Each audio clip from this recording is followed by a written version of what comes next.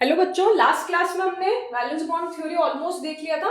इसमें last example शायद तक कोबाल्ट CN होल 6 4 माइनस चल रहा था और हम ये कह रहे थे +2 -6 -4 कि ये इजीली ऑक्सीडाइज हो जाता है और ये कोबाल्ट CN होल 6 3 माइनस में चला जाएगा +3। ठीक है, तो यहाँ पे सारे SFL हैं, क्लियर है। और इसका एक इलेक्ट्रॉन 3D से उठ के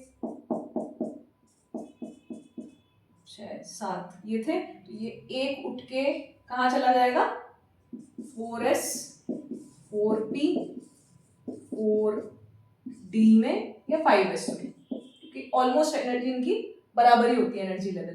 तो ये इलेक्ट्रॉन यहाँ मूव कर जाएगा। अब ये D2sp3 हाइब्रिडाइजेशन हो गया था, तो ये इलेक्ट्रॉन इजीली लॉस्ट हो जाएगा क्योंकि 4d में था या 5s में था, मतलब हायर शेल में था, तो वो इलेक्ट्रॉन इजीली लॉस्ट हो जाएगा क्योंकि इन दोनों की एनर्जी ऑलमोस्ट सिमिलर है, तो किसी में भी हो सकता है।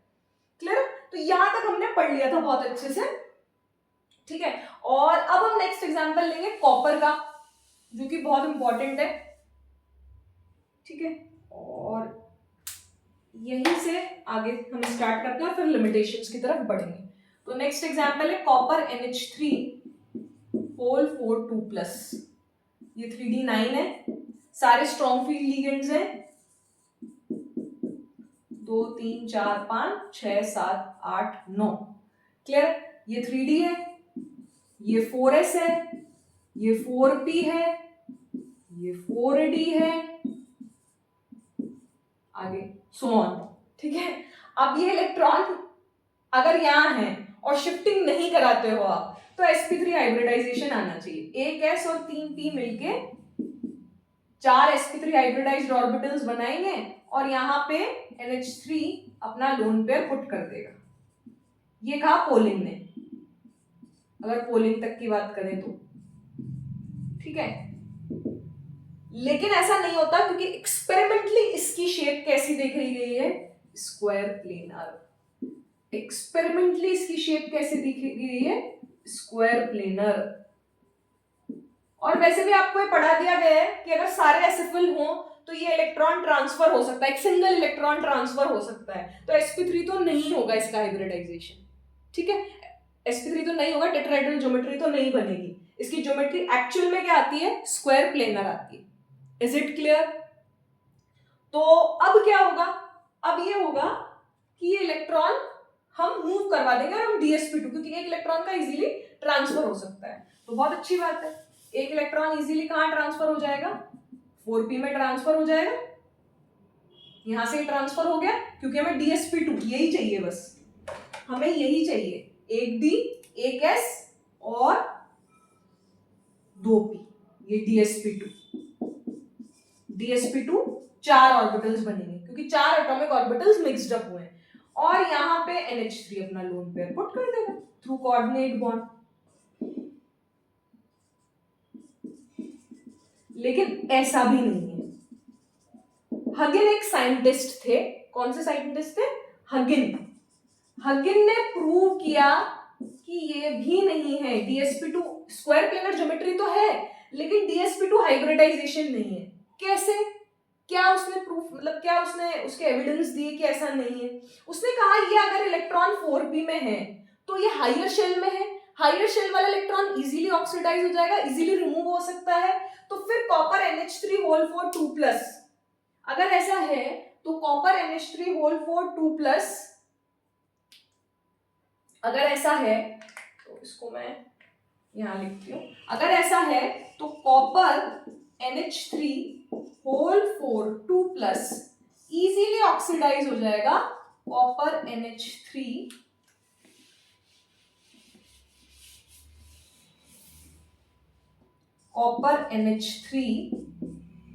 होल 4 3+ में ऑक्सीडाइज हो जाना चाहिए, ऑक्सीडेशन होना चाहिए, क्योंकि वो इलेक्ट्रॉन तो 4p में चला गया और ये एक d और दो, एक d एक s और 2p मिलके 4 dsp2 हाइब्रिड ऑर्बिटल्स बने, और मैं वो उस चीज को यहां लिख देती हूँ। तो ये NH3 ने अपना लोन पेयर पुट किया यहां पे, लेकिन ऐसा नहीं है, ये इलेक्ट्रॉन इजीली लॉस्ट हो जाना चाहिए और ऐसा हो जाना चाहिए, बट ऐसा नहीं होता है, इट विल नॉट हैपन। तो अगर ऐसा नहीं होता, ये किसने प्रूव किया? हगिन ने। Is it visible? Yes it is visible. हगिन ने ये प्रूव किया कि ये इसमें नहीं जाएगा, +3 में नहीं जाएगा, तो ये इलेक्ट्रॉन 4p में नहीं है, ये इलेक्ट्रॉन 4p में नहीं है, तो हगिन सेज कि ये इलेक्ट्रॉन 3d में ही है।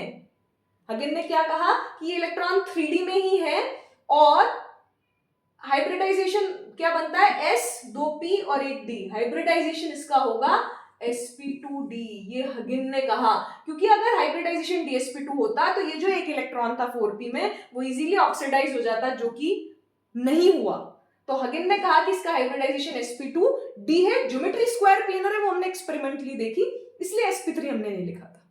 तो इसका स्क्वायर प्लेनर ज्योमेट्री है, कॉपर NH3 होल 4 2+ की, और sp2d क्या है? हाइब्रिडाइजेशन। Is it clear? कैसे देखेंगे इसको? देखते हैं। चलिए, यहां तक लिखा आप लोगों ने?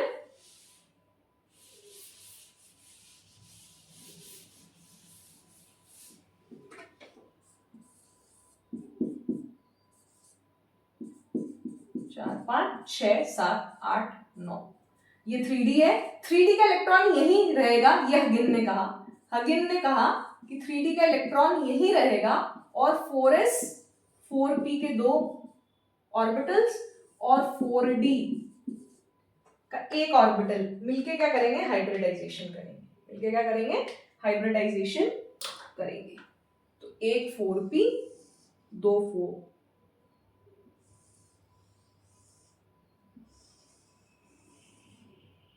एक 4s, एक s का, 2p के, एक d का, इट इज sp2d। और जितने एटॉमिक ऑर्बिटल मिक्स्ड होते हैं उतने हाइब्रिडाइज्ड ऑर्बिटल्स बनते हैं, तो 4 बनेंगे sp2d के। और अब यहां अमोनिया अपना लोन पेयर पुट करेगा। Is it clear? Through coordinate bond. इस तरीके से ये इलेक्ट्रॉन यही 3d में रह गया, और इस वजह से इसका ऑक्सीडेशन पॉसिबल नहीं है। कॉपर +2 कॉपर +3 में नहीं जाएगा, क्योंकि electron reside in 3d only. ना इसका हाइब्रिडाइजेशन sp3 है, ना इसका हाइब्रिडाइजेशन dsp2 है, इसका हाइब्रिडाइजेशन sp2d है, और स्क्वायर प्लेनर ज्योमेट्री। आपको इसके बारे में सिर्फ इतना ध्यान रखना है, स्क्वायर प्लेनर ज्योमेट्री एक्सपेरिमेंटली हमने पता करी, sp2d पैरामैग्नेटिक, ठीक है, विद 1 अनपेयर्ड इलेक्ट्रॉन। एक अनपेयर्ड इलेक्ट्रॉन दिख रहा है आपको 3d में, in 3d। So Bohr magnetic movement कितना है? √3। मैग्नेटिक मूवमेंट कितना है? Due to spin only. Magnetic movement सिर्फ स्पिन के थ्रू ही हम कैलकुलेट कर रहे हैं, that is √3 Bohr magneton only. Clear है? यहां तक समझ में आया? आगे बढ़ जाएं। इसके बारे में आपको इतना पढ़ना है, ठीक है। एंड आउटर डी यूज हो रहा है, तो कह सकते हैं आउटर ऑर्बिटल कॉम्प्लेक्स है, और स्पिन तो वो का वही है। स्पिन तो वैसे भी डिफाइंड नहीं होता D9 में। क्लियर है? लो स्पिन हाई स्पिन तो डिफाइंड होता ही नहीं है। तो ये आपको ध्यान रखना है, square planar geometry, sp2d hybridisation, magnetic movement √3 paramagnetic, इसके बारे में कॉपर NH3 होल 4 2+, इसके बारे में आपको इतना ही ध्यान रखना है। आगे बढ़ जाएं। अब हम लिमिटेशंस पे आ रहे हैं धीरे धीरे, तो उसको यहां तक लिखें। लिमिटेशंस देखें फटाफट से, तो कुछ क्वेश्चन करेंगे। वैसे एक बात बोलूं, सारे क्वेश्चंस अपन CFT से ही करेंगे, 1-2 क्वेश्चन करा दूंगी। VBT में बहुत सारे एक्सेप्शंस हैं, CFT में कुछ नहीं है IIT के सिलेबस के अकॉर्डिंग, तो जो है वो 4-1 लिखा दूंगी, 3-4। तो आपको सारे क्वेश्चन CFT से करना है, VBT से कोई क्वेश्चन नहीं करना है। बट हाँ, बेस बनाता है, पेयरिंग करना सिखाता है, हाइब्रिडाइजेशन क्या होते हैं वो याद करना सिखाता है, तो ये बेसिक। क्योंकि स्पेक्ट्रोकेमिकल सीरीज जो लिगेंड की स्प्लिटिंग, लिगेंड की क्या कहेंगे कि उसकी electron donating and accepting tendency कितनी है, क्योंकि स्प्लिटिंग पावर तो अभी आप समझेंगे नहीं, तो वो अभी CFT में पढ़ेंगे। तो लिगेंड्स को अरेंज किया उसने कि किसकी इलेक्ट्रॉन डोनेटिंग और एक्सेप्टिंग टेंडेंसी अच्छी है। तो हमने देखा कार्बन और नाइट्रोजन जितने भी डोनर है वो अच्छे डोनर्स हैं, तो वो ज्यादा स्प्लिटिंग देंगे, वो स्ट्रॉन्ग फील्ड लिगेंड्स होंगे। तो उसको हमने सिर्फ यूज किया कि अगर साइनाइड और CO लिगेंड्स होंगे तो पॉसिबल पेयरिंग हो जाएगी इलेक्ट्रॉन्स की। तो आपने पेयर कर दिए, पेयर करके आपने हाइब्रिडाइजेशन बता दिया, हाइब्रिडाइजेशन बता के ज्योमेट्री बता दी, आपने मैग्नेटिक मूवमेंट निकाल लिया ड्यू टू स्पिन ओनली। तो अब हम बात करते हैं लिमिटेशंस की। तो फर्स्ट लिमिटेशन देखें, इसके जो लिमिटेशंस है अधिकतर CFT में हम उन्हें पढ़ लेंगे और बहुत अच्छे से समझ लेंगे कि क्यों है। देखेंगे एग्जांपल देखें बेटा, निकल Cl4 2-, इसको बहुत अच्छे से पढ़ा था लास्ट क्लास में। क्लोराइड एक वीक फील्ड लिगेंड है, अभी हम यूज कर रहे हैं। हाँ, halide donors weak field ligand होते हैं तो पॉसिबल पेयर अप नहीं होंगे इलेक्ट्रॉन्स, जो अनपेयर्ड इलेक्ट्रॉन है वो उनकी पेयरिंग नहीं होगी। निकल पैलेडियम और प्लैटिनम, ठीक है भाई, बहुत अच्छी बात है। यहाँ पे भी वीक फील्ड लिगेंड है, यहाँ पे भी वीक फील्ड लिगेंड है, यहाँ पे भी वीक फील्ड लिगेंड है, +2 +2 +2। तो ये आर्गन 3d8 ऐसे समझते हैं, ये आर्गन 3d8, ठीक है, ये आर्गन 3d8, ठीक है भाई, बहुत अच्छी बात है। तो इसकी अगर हम बात करें तो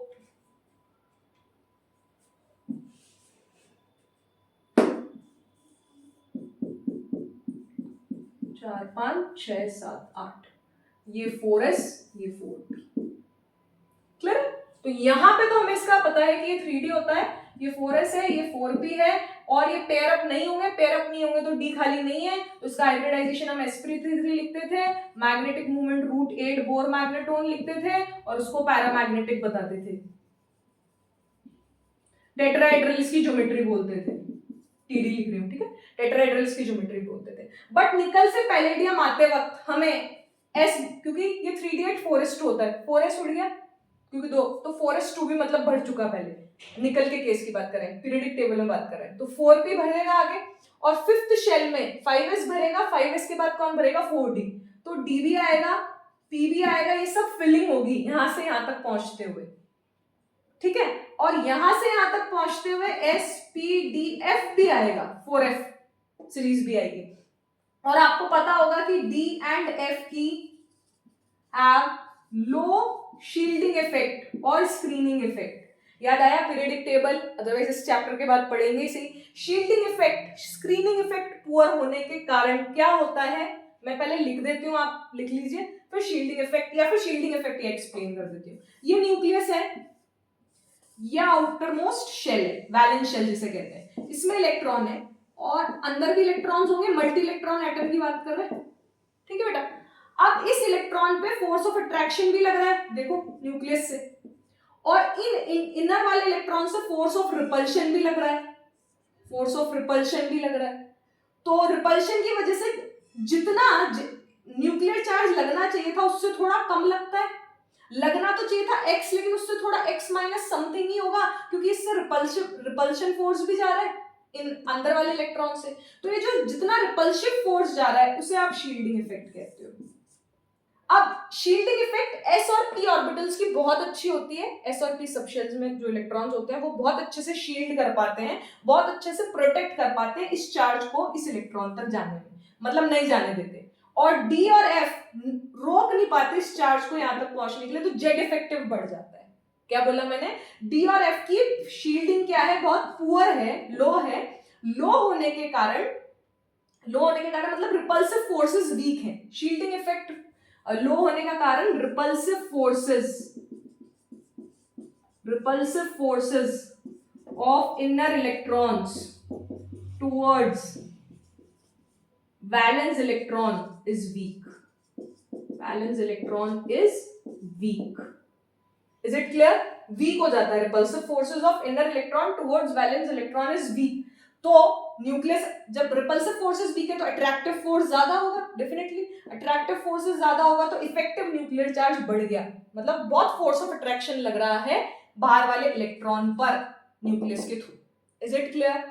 तो D एंड F की पुअर शील्डिंग है तो Z इफेक्टिव बढ़ रहा है, Z इफेक्टिव बढ़ने की वजह से CFT में इसको वापस पढ़ेंगे, स्प्लिटिंग बढ़ जाती है। अभी आप ये समझें कि सेकंड और थर्ड ट्रांजिशन सीरीज है, ये फर्स्ट ट्रांजिशन सीरीज है स्कैंडियम टू जिंक, ये सेकंड में आता है, ये थर्ड में आता है। तो सेकेंड और थर्ड ट्रांजिशन सीरीज में डी और एफ की लो शील्डिंग की वजह से जेड इफेक्टिव बढ़ जाता है सेंट्रल मेटल एटम और आयन का, जिसकी वजह से कोई सा भी लीगेंड हो, यहाँ पे स्ट्रॉन्ग लीगेंड होता तो भी और वीक फील्ड होता तो भी पेयरिंग हो जाएगी।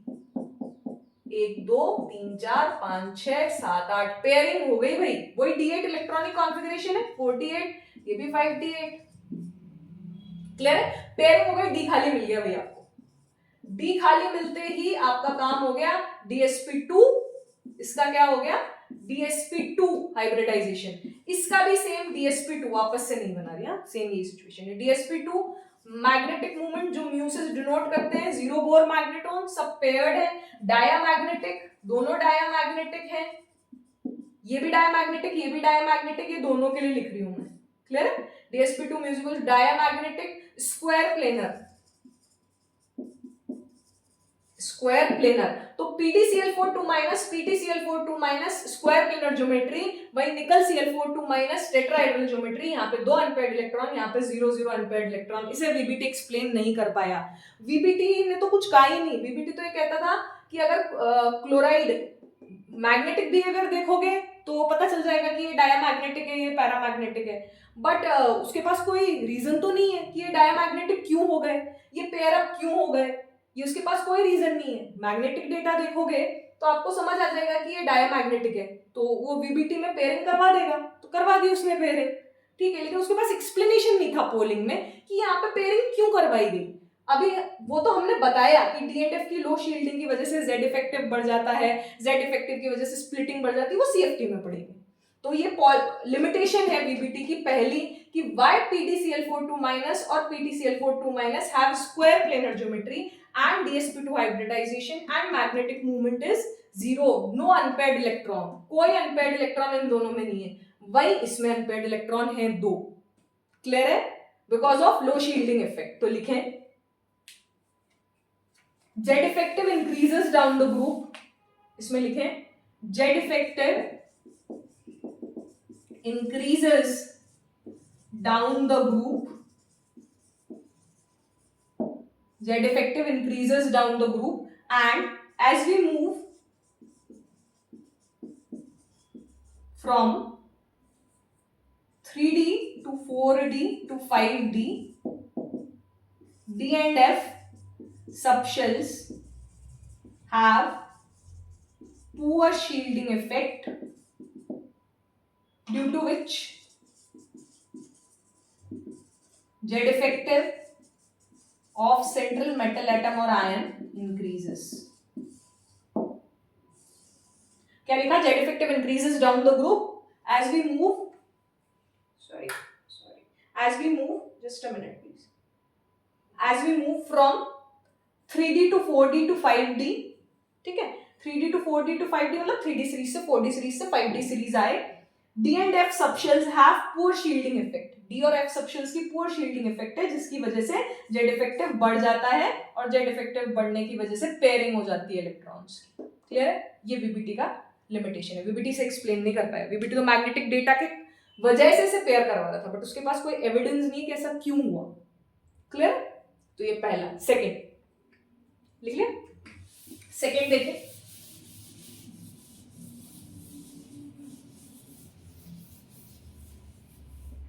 ठीक है। सेकेंड हम देखेंगे VBT कैन प्रिडिक्ट क्वालिटेटिवली। ये तो बता देगा ये VBT qualitatively if a complex is paramagnetic और diamagnetic, if a complex is paramagnetic और डायामैग्नेटिक। वो तो मैग्नेटिक डेटा, मैग्नेटिक बिहेवियर देख के हम पेयरिंग करवा देते हैं और फिर उसी को मैच करवा देते हैं। तो मैग्नेटिक और पैरामैग्नेटिक, तो डायामैग्नेटिक और पैरामैग्नेटिक तो बता देगा ही VBT। तो क्वालिटेटिव, ये IIT JEE में भी पूछा जा चुका है 2019 या 20 में कि क्वालिटेटिवली तो VBT can predict magnetic behaviour, but quantitatively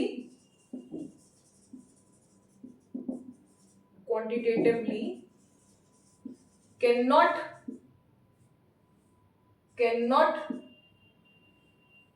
give the idea about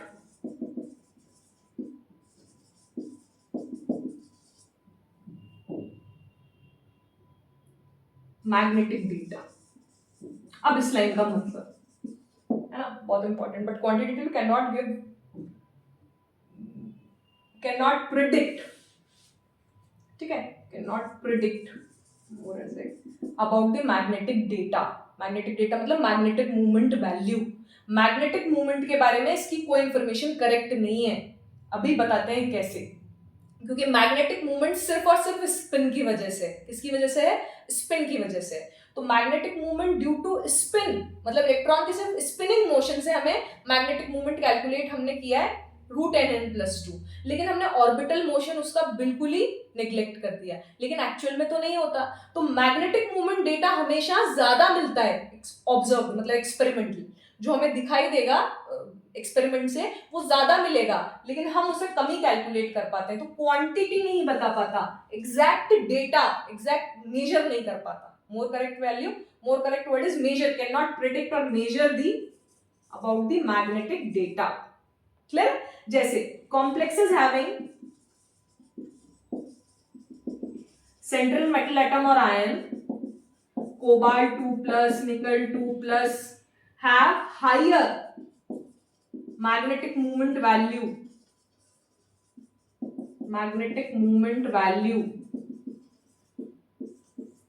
than expected or calculated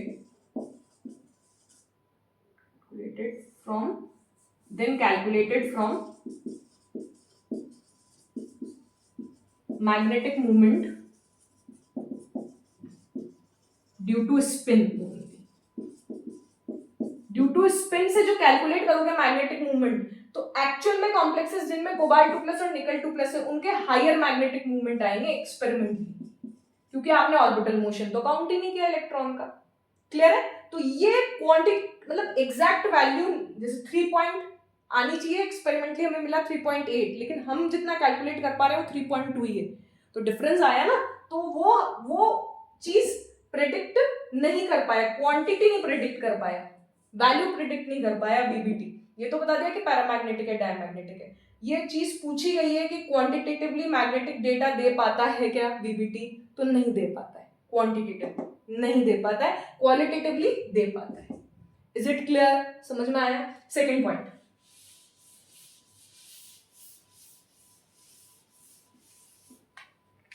VBT cannot explain the color of coordination compounds. Cannot explain the color of coordination compounds. As VBT क्या मानता है कि all d orbitals of central metal atom और ion are degenerate. सबकी energy same है, पांचों D orbitals की energy हम सेम एनर्जी पर रखते हैं। Is it clear? लेकिन आगे सीएफटी में पता चलेगा कि डी ऑर्बिटल्स स्प्लिट हो जाते हैं और उसी की वजह से डीडी ट्रांजिशन की वजह से कलर आता है। डीडी ट्रांजिशन की वजह से कलर आता है, तो वीबीटी तो कलर बता ही नहीं पाया, और जो कि बहुत इंपॉर्टेंट प्रॉपर्टी है कॉम्प्लेक्स कंपाउंड्स की, कोऑर्डिनेशन कंपाउंड्स की। ठीक है, डीजनरेटेड वीबीटी। ठीक है, VBT cannot explain as why copper 2+ complexes are tetra, just a minute, marker change करना पड़ेगा।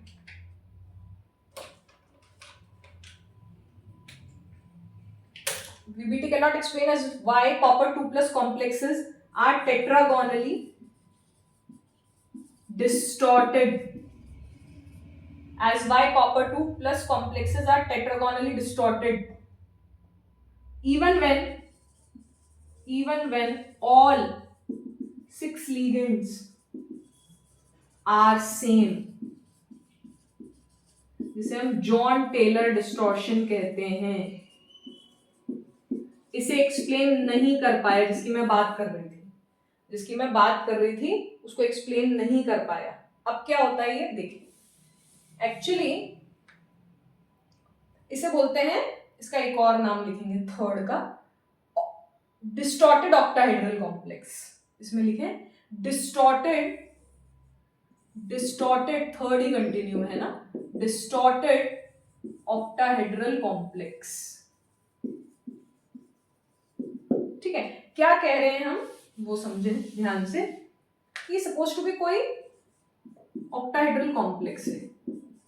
अब ये हमें पता है कि सारी बॉन्ड लेंथ इक्वल है, सारी बॉन्ड लेंथ इक्वल है, ए ए ए ए ए। ठीक है, अगर उसमें कॉपर 2+ का टेट्रा ऑक्टाहेड्रल कॉम्प्लेक्स हुआ तो वो टेट्रागोनली डिस्टॉर्ट हो जाएगा। डिस्टॉर्ट होने में ये जो बॉन्ड्स है, या इसको मैं ए से डिनोट करती हूँ, ठीक है, और इसको मैं बी से डिनोट करती हूँ।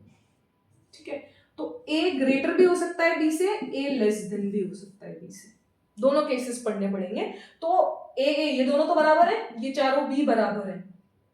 तो ऐसा क्यों हुआ कि टेट्रागोनली डिस्टॉर्टेड हो गया, मतलब कुछ बॉन्ड लेंथ बढ़ गई या कुछ बॉन्ड लेंथ घट गई, वो कौन एक्सप्लेन करेगा? Jahn Teller distortion. ये ए ज्यादा भी हो सकता है बी से, ये ए कम भी हो सकता है बी से, तो ये जॉन टोलर डिस्टॉर्शन में पढ़ेंगे, अलग से टॉपिक पढ़ेंगे। क्वेश्चन आया हुआ है नीट मेन आईआईटी मेंस दोनों में। Is it clear? तो डिस्टॉर्टेड ऑक्टाहेड्रल कॉम्प्लेक्स है। Next fourth point,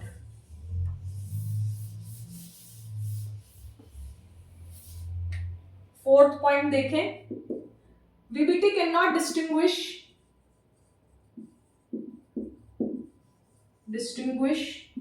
between strong field ligands SFL and weak field ligands, that is SFL and WFL। SFL और WFL में कोई डिस्टिंग्विश, कोई कह सकते हैं कि कोई डिफरेंस नहीं पता कर पाया ये तो हमने कहा, हमने यूज करी स्पेक्ट्रोकेमिकल सीरीज कि अगर साइनाइड CO है या नाइट्रोजन डोनर है लिगेंड का, अगर नाइट्रोजन डोनर है या कार्बन डोनर है तो वो अच्छे लिगेंड्स हैं, तो हमने पॉसिबल पेयर अप करा दिया इलेक्ट्रॉन्स को, जो अनपेयर्ड इलेक्ट्रॉन्स थे उनको पेयर अप करवा दिया। तो ये तो सब हमने किया, VBT ने तो कुछ भी नहीं कहा। SFL कौन है, WFL कौन है? इसने तो मैग्नेटिक बिहेवियर से ज्योमेट्री प्रेडिक्ट करी, मैग्नेटिक बिहेवियर से ज्योमेट्री प्रेडिक्ट करी। Is it clear? Magnetic behaviour से हाइब्रिडाइजेशन निकाला, मैग्नेटिक बिहेवियर था तो इलेक्ट्रॉन्स को पेयर अनपेयर किया, उस अकॉर्डिंग हाइब्रिडाइजेशन निकाला, और हाइब्रिडाइजेशन से ज्योमेट्री करी, ज्योमेट्री बनाई। VBT ने तो ये किया है, उसको SFL WFL नहीं पता, वो तो हम यूज करते हैं पोस्टुलेट CFT के कुछ, ताकि हमारा काम आसान हो जाए। Next, VBT can not predict whether a complex is tetrahedral or square planar with coordination number 4। Coordination number जिसका 4 है, या तो टेट्राहेड्रल होगा, स्क्वायर प्लेनर होगा, दो ही पढ़ी हमने अभी। D3S की तो चर्चा नहीं करी, वो CFT में करेंगे। तो जब हमने दो ही पढ़ी है अभी, दैट इज sp3 और D3S, DSP2, क्लियर है? तो इट कैन नॉट प्रिडिक्ट, जैसे बहुत अच्छा एग्जांपल कल भी बहुत बार पढ़ा, निकल Cl4 2-, निकल CnH4 2-। ये तो आपको पता था कि SFL है तो आपने पेयरिंग करा दी थी यहाँ पे और DSP2 लिख दिया था, और ये पता था यहाँ पे कि WFL है तो यहाँ पेयरिंग नहीं कराई, और यहाँ पे आपने sp3 लिखा, 2 अनपेयर्ड इलेक्ट्रॉन लिखे, यहाँ 0 अनपेयर्ड इलेक्ट्रॉन लिखा, मैग्नेटिक मूवमेंट 0 लिखा, मैग्नेटिक मूवमेंट √8 लिखा। तो ये आप पता कैसे कर पाए? जब तक लिगेंड्स के बारे में इंफॉर्मेशन नहीं होगी तब तक तो पता ही नहीं कर सकते। फिर ठीक है, पोस्टुलेट भी यूज कर लिया, तो निकल CO4 की पेयरिंग हो गई तो स्क्वायर प्लेनर बनेगा, ये भी हो सकता है कि कोऑर्डिनेशन नंबर 4 में वही निकल है, लेकिन जैसे आपने पेयरिंग कराई तो आपका एक D खाली हो जाएगा और आपका DSP2 square planar geometry fix तो नहीं है, क्योंकि ये वही निकल है, लेकिन यहाँ इसकी 0 ऑक्सीडेशन स्टेट है, यहाँ इसका हाइब्रिडाइजेशन sp3 आता है, क्योंकि 4s2 भी भरा हुआ है, 4s2 भी जंप कर जाता है 3d8 में, यही कराया था। इसको ऐसे लिखते हैं, ये 1 2 3 4 5 6 7 8 और ये 4s2 के ये दो इलेक्ट्रॉन्स यहाँ जंप कर जाते हैं और 4s खाली हो जाता है, तो sp3 हाइब्रिडाइजेशन है इसका भी। तो ये तो आप बता ही नहीं सकते, यहाँ तो ये SFL है तब भी इसकी टेट्राहेड्रल ज्योमेट्री है, तो SFL से कहीं पे भी ये नहीं डिसाइड कर सकते कि वो स्क्वायर प्लेनर ही बनेगा या टेट्राहेड्रल बनेगा, दैट डिपेंड्स कि खाली हुआ या नहीं हुआ D। तो ये इसमें भी प्रिडिक्ट नहीं कर पाया। क्लियर है? तो वीबीटी कुछ भी नहीं कर पाया, इसलिए हमें सीएफटी की जरूरत पड़ी। काफी कमियां थी इसमें। नेचर ऑफ लीगेंड से, अच्छा नेचर ऑफ लीगेंड अलग अलग हो रहा है, ये क्लोराइड है, ये साइनाइड है, ये सीओ है। क्लियर है? तो इन तीनों से लीगेंड चेंज हुआ, तो कैसे ज्योमेट्री चेंज हो जाती है, ये वीबीटी एक्सप्लेन ही नहीं कर पाया। वीबीटी एक्सप्लेन ही नहीं कर पाया कि नेचर ऑफ लीगेंड चेंज होने से VBT can not explain as why geometry changes as nature of ligand changes. Write down. VBT cannot explain as why geometry changes as nature of ligand changes in same central metal atom. Clear? Next, ये postulates पूछे जा चुके हैं papers में, इसलिए लिखा रही हूं बहुत अच्छे से। ठीक है? और एक और पॉइंट, आई थिंक पॉइंट आप देख लीजिएगा कौन सा है, निकल NH3+, इसका मैंने कल भी जिक्र किया था। ये 3D8 है, ये न्यूट्रल लिगेंड है तो +2 यहां आ जाएगा। 3D8 3 4 5 6 7 8। क्लियर? तो ये 3D8 है और ये 4s है, ये 4p है। अब अगर हम, ये 4d है, अब अगर हम वो पोस्टुलेट्स यूज भी कर लें कि साइनाइड सीओ अगर स्ट्रॉन्ग फील्ड लिगेंड्स हुए या नाइट्रोजन जैसे स्ट्रॉन्ग फील्ड लिगेंड्स हुए तो आप पेयरिंग करवा दोगे, तो यहाँ पे पेयरिंग करवा देंगे। ठीक है, पेयरिंग करवा दो। तो इसका एक्सपेरिमेंटल आपने तो निकाला magnetic movement 0, but experimental magnetic movement कितना आता है, √8 ही आता है। कितना आता है? √8 ही आता है। इसका मतलब यहाँ पेयरिंग नहीं हुई, चाहे स्ट्रॉन्ग फील्ड लिगेंड्स थे, लेकिन यहाँ पेयरिंग नहीं हुई क्योंकि हमें 2D की आवश्यकता है, क्योंकि ऑक्टाहेड्रल ज्योमेट्री है, हमें D2sp3 बनाना होगा। इनर ऑर्बिटल के लिए D2 चाहिए, हमें एक ही D मिलेगा, इसलिए पेयर अप भी नहीं होंगे। अब पेयर अप क्यों नहीं हुए? हो जाते पेयर, भले से हम sp3d2 यूज कर लेते हैं। मैग्नेटिक मूवमेंट 0 ही लिखते हैं हम, तो √8 कैसे आया? मतलब हमें एक्सपेरिमेंटल डेटा का सपोर्ट लेना पड़ा। वीबीटी तो कहता है कि पेयर अप करा दो, अगर नाइट्रोजन कार्बन दिखे तो पेयर अप करवा दो। मतलब इसने तो कोई इंफॉर्मेशन नहीं दी ना, वो तो हमने मैग्नेटिक बिहेवियर का डेटा देखा कि वो पैरामैग्नेटिक है। पैरामैग्नेटिक है इसलिए हम कह रहे हैं कि ये तो नहीं बन सकता, इसका हाइब्रिडाइजेशन होगा sp3d2। Octahedral geometry, √8 bore magneton, outer orbital complex. ठीक है? तो वीबीटी कैन नॉट एक्सप्लेन कि experimental magnetic movement data, very important. VBT can not explain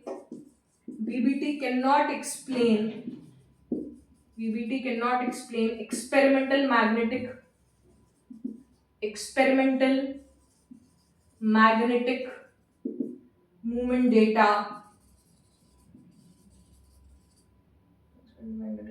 of all complexes.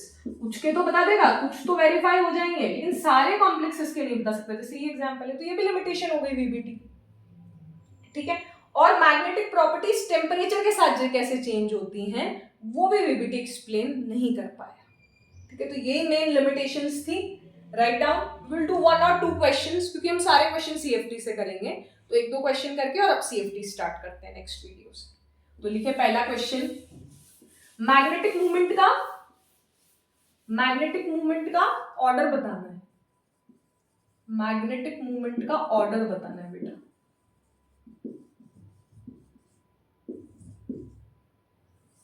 Chromium CN6 3-, manganese CN6 3-, +3 oxidation state है, मतलब सबके Fe CN फेरी cyanide और cobalt CN6 3-।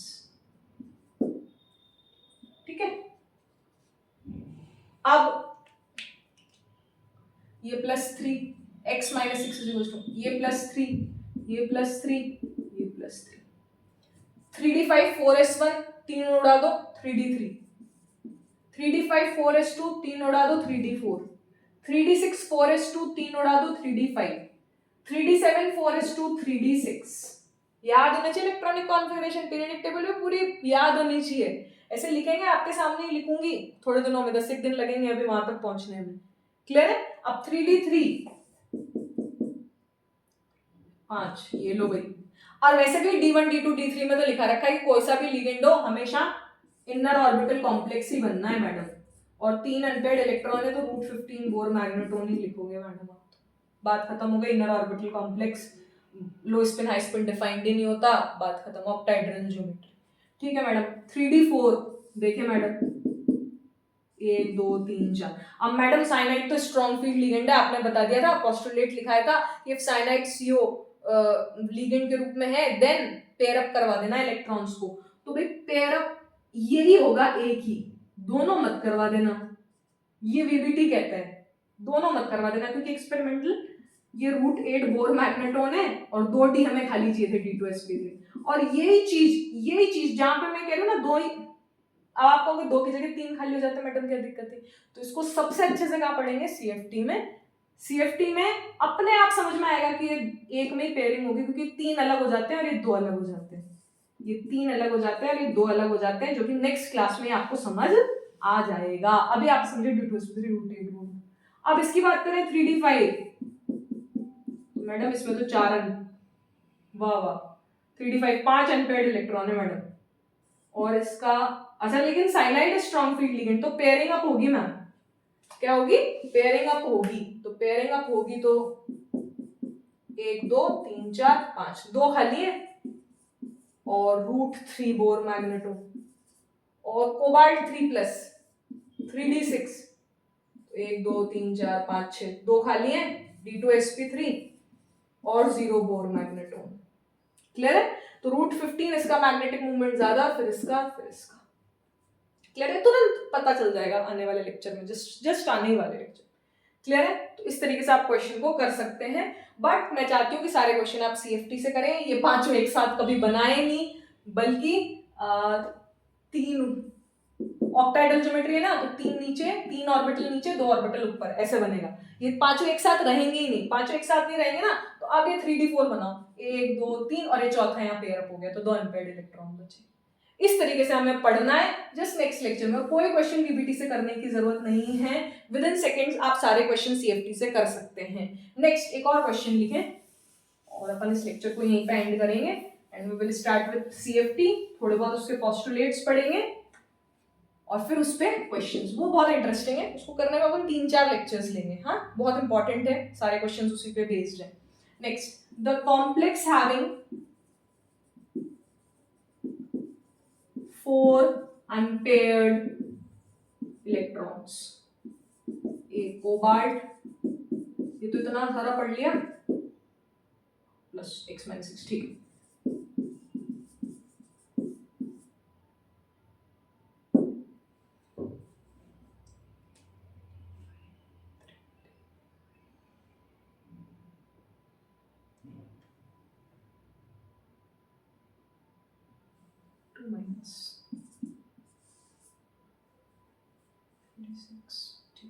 C cobalt, chromium H2O whole 6 3+,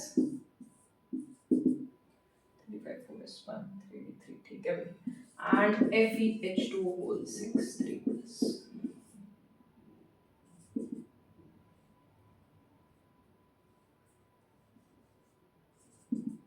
3+। चलिए करिए इस question को। तो कॉम्प्लेक्स हैविंग 4 अनपेयर्ड इलेक्ट्रॉन, तो पहले में कितने अनपेयर्ड इलेक्ट्रॉन दिख रहे हैं भैया आपको, बताओ पहले में कितने दिख रहे हैं, अभी तो करा था इसको, ये ऑक्सीडाइज हो जाता है, कोबाल्ट +2 है, ये +2 - 6 3D7 है ना, 3D7 होगा तो 2 3 4 5 6, और वो जो 7वां इलेक्ट्रॉन तो D2sp3, तो एक अनपेयर्ड इलेक्ट्रॉन है इसमें तो बस, ठीक है, वो भी ऑक्सीडाइज हो जाएगा। अगर हम इसकी बात करें क्रोमियम में, तो 3D5 4s1, 3 उड़ा दो 3D3, तो 3 अनपेयर्ड इलेक्ट्रॉन है भाई यहाँ पे। FeH2O होल 6 3+ की बात करें तो 3D6 4s2, Fe का होता है तो 3 उड़ा दो तो 3D5, तो 5 अनपेयर्ड इलेक्ट्रॉन है यहाँ पे, पेयरिंग होगी नहीं क्योंकि ऑक्सीजन वीक फील्ड लिगेंड है। और अगर क्लोरीन, यहाँ तो कोई मतलब ही नहीं है, चाहे कैसा भी पेयरिंग होनी नहीं, क्रोमियम के केस में, क्रोमियम 3+ के केस में तो। और यहाँ पे +2 है, +2 -4 -2, समझ में आ रहा है? तो 3d5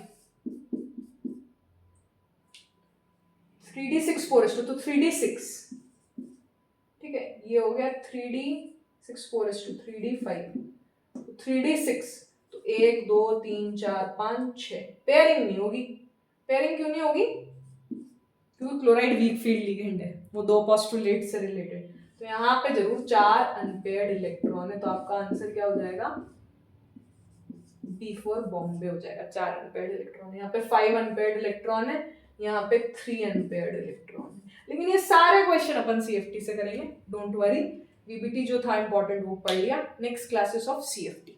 ठीक, थैंक यू सो मच।